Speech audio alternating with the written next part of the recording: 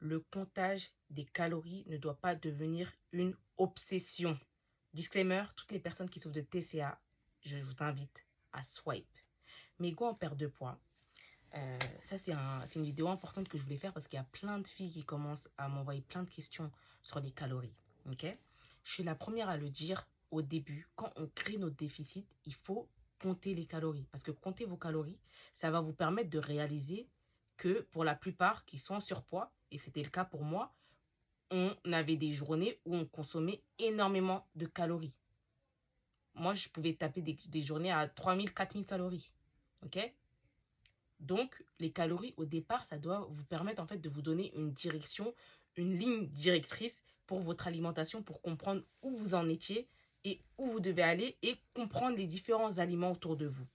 Mais s'il vous plaît, n'en faites pas une obsession. Comme je vous dis au début, le comptage des calories, ça doit vraiment vous aider à poser les bases de votre perte de poids, vous rendre compte quel type d'aliments consommer, dans quelle taille peut vous faire prendre du poids rapidement, énormément. C'est ça qui est important au départ. Prendre conscience des choses.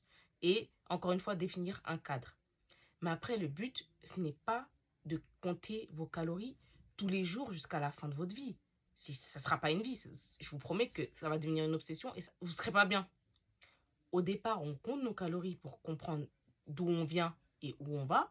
Et après, le but, ça va être de doser vos aliments, d'entrer dans votre alimentation des aliments qui sont peu caloriques, se tourner davantage vers les légumes sans abandonner complètement les choses que vous aimez. Vous pouvez les incorporer dans votre alimentation, mais c'est juste qu'encore une fois, tout est une question de dosage.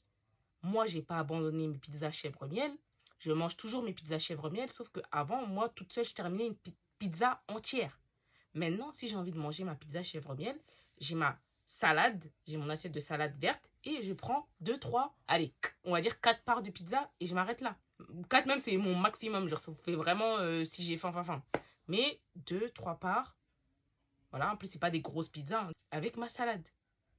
Tout est une question de dosage.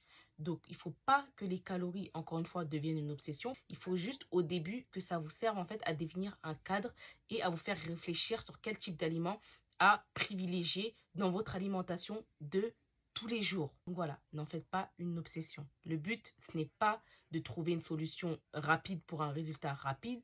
Le but, c'est de changer, d'améliorer votre mode de vie